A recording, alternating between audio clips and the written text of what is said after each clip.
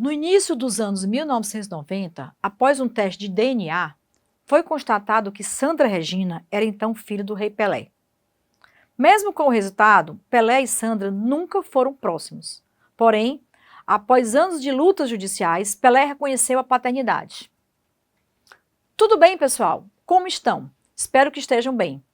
Vamos aqui continuar conversando sobre a multiparentalidade e a parentalidade socioafetiva. Na aula de hoje, falaremos sobre o direito de visita, alimentos, guarda, o exercício do poder familiar. Vimos em módulo anterior que o parentesco gera direitos e deveres entre as pessoas envolvidas. Quando falamos em parentesco em linha reta, ascendente ou descendente, queremos dizer pais, filhos, netos, bisnetos.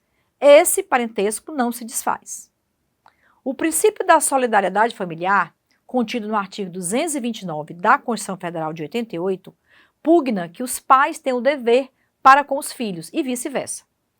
Quando se trata de filiação biológica, esta Constituição já era pacificada em nossa legislação.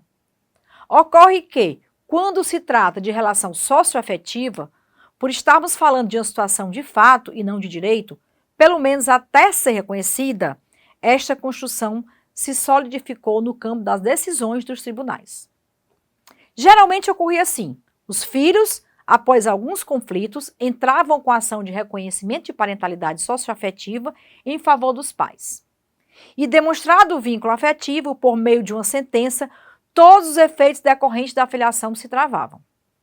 Podemos ressaltar que o vínculo decorrente da filiação socioafetiva permite à criança ou adolescente a realização dos direitos fundamentais da pessoa humana, tais como o direito à saúde, o direito à vida, à educação, ao esporte e etc. Pois bem, o direito a alimentos é considerado fundamental e é dever dos pais criar, educar e assistir os filhos menores. Existe uma legislação especial que assegura o direito a alimentos, que é a Lei 5.478. E nela estão previstos procedimentos de cobrança desses alimentos. E aí, o parágrafo 6º do artigo 227 da Constituição Federal assegura os direitos de igualdade dos filhos e estabelece que os filhos, havidos ou não da relação de casamento ou por adoção, terão os mesmos direitos e qualificações, proibidas qualquer designações discriminatórias relativas à filiação. Sendo assim, verificamos que o dever de prestar alimentos é recíproco entre pais e filhos socioafetivos, da mesma forma como ocorre na parentalidade biológica. Haja vista que essa regra deriva do artigo 229 da Constituição Federal. Agora, quando nos referimos aos alimentos prestados pelo pai ou mãe socioafetivos, se o valor pago pelo pai biológico for insuficiente para as necessidades do alimentado, é possível propor uma ação de alimentos contra o pai ou a mãe socioafetivos, também, para que esses complemente a pensão de que aquele necessita. Como ocorre, por exemplo, no caso de os avós terem que complementar a pensão paga pelos seus filhos, se a mesma não satisfizer as necessidades de quem os pleiteia. Não podemos deixar de lembrar que, para que os efeitos patrimoniais e a consequente ação de alimentos se faz necessária, que a parentalidade esteja no assento de nascimento do filho, seja de forma voluntária ou de forma contenciosa. E aí nós temos a Lei de Registros Públicos, que é a Lei 6.015 de 73, que regulamenta as situações de inclusão de nome. Em aula anterior, estudamos a guarda dos filhos como um atributo do poder familiar. No artigo 1563 do atual Código Civil, se estabelece que, no nosso ordenamento jurídico, temos a guarda unilateral e a guarda compartilhada, sendo esta última a mais indicada como regra geral. Vamos relembrar, na guarda unilateral, apenas um dos genitores tem a posse do filho e a responsabilização. Já na guarda compartilhada, esse dever pertence aos dois, ou a alguém que o substitua. Aquele que não está na convivência direta com o filho terá o direito de visita.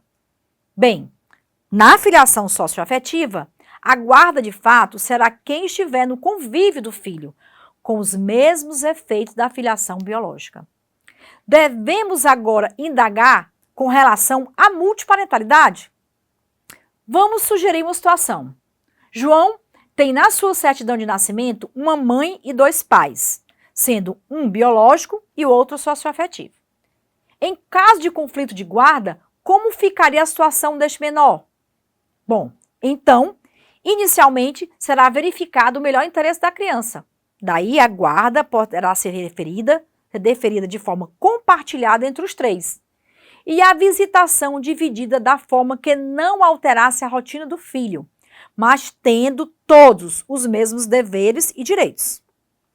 E atenção, pessoal, se o menor tiver pai ou mãe socioafetivos e também se ambos assim o forem, não há preferência para o exercício de convivência de uma criança ou adolescente, em decorrência de parentalidade ser biológica ou afetiva.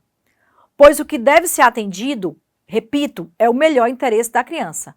Lembrando que tal direito é extensível também aos avós, não apenas biológicos, mas também socioafetivos.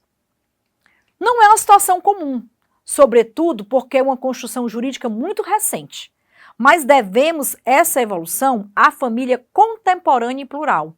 E vamos mais além, novos contornos ainda estão se formando e muitos temas ainda temos a aprender. Estamos terminando a nossa aula e convidamos vocês a aprofundarem esse assunto com o material disponível. Até a próxima aula!